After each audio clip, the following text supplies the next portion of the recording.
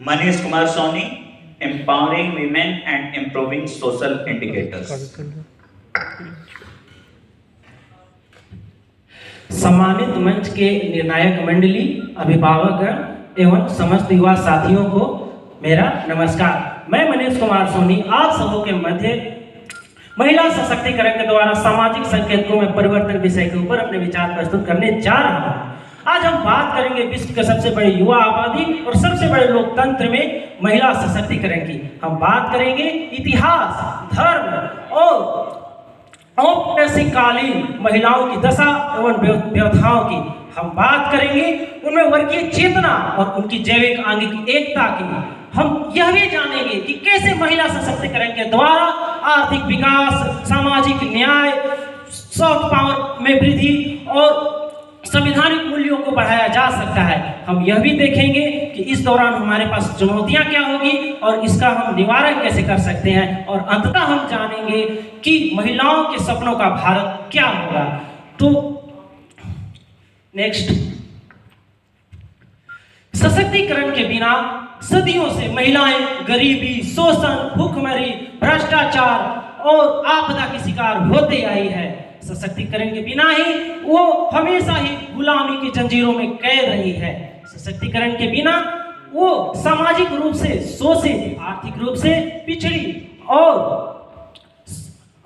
संवैधानिक रूप से उनके अधिकारों का हनन होता आया है। ऐसे में महिला सशक्तिकरण के द्वारा हम उनके अधिकारों को, हम उनके सशक्तिकरण को मजबूत कर सकते हैं।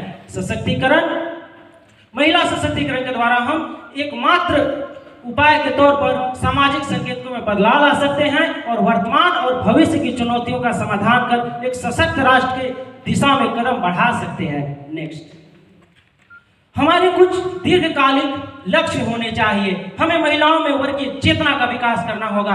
अगर हमें अपने संवैधानिक लक्ष्यों की पूर्ति करनी है तो उनका सशक्तिकरण करना होगा। हमें उनमें आर्थिक विकास को बढ़ावा देना होगा, उन्हें विनिर्माण क्षेत्र में लाना होगा, उन्हें सेवा क्षेत्र में लाना होगा। हमें उनमें सामाजिक न्याय की भावना जगानी होगी, हमें उनमें आत्मनिर्भरता जगानी होगी। हमें सॉफ्ट पावर की शक्ति के तौर पर उनका इस्तेमाल करना होगा। हमें उनका वित्तीय समावेशन करना होगा और लैंगिक समानता को बढ़ावा देना होगा। नेक्स्ट,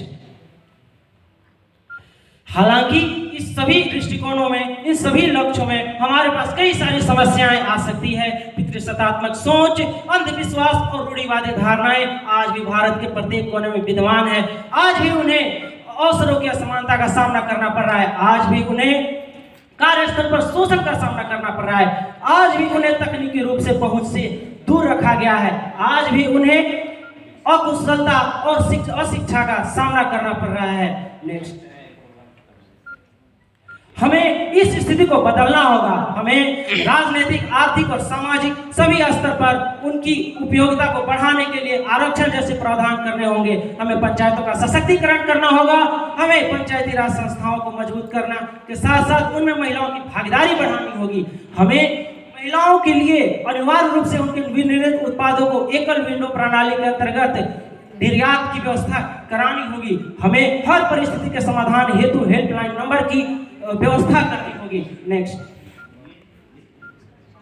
हमें महिला योजना, महिला स्टार्टअप, पोषण की उपलब्धता, हमें मातृत्व सहायता, हमें उनके लिए खाद्य सुरक्षा, हमें उनके लिए वित्तीय सुरक्षा, हमें उनके लिए वित्तीय समावेशन, हमें उनके लिए लैंगिक समानता, हमें उनके लिए स्वास्थ्य बीमा, हमें उनके लिए शिक्षा के अवसर, हमें उनके लिए मातृ सुरक्षा, हमें उनके लिए बेहतर प्रशिक्षण, हमें उनके लिए नीति आयोग के तमाम निर्देशांकों का सख्ती से पालन करवाना होगा। नेक्स्ट, निष्कर्षतः हम कह सकते हैं कि भारत की महिला तभी सशक्त होगी, भारत की सामाजिक संकेतकों का सशक्तिकरण तभी संभव हो पाएगा जब अंततः नारी सशक्तिकरण, मानवता, नैतिकता, राष्ट्र, परिवार, संविधान, सामाजिक न्याय इत्यादि सभी बिंदुओं की आधारशिला के तौर पर जानी जाएगी और उनका पूर्णतः से पालन किया जाएगा।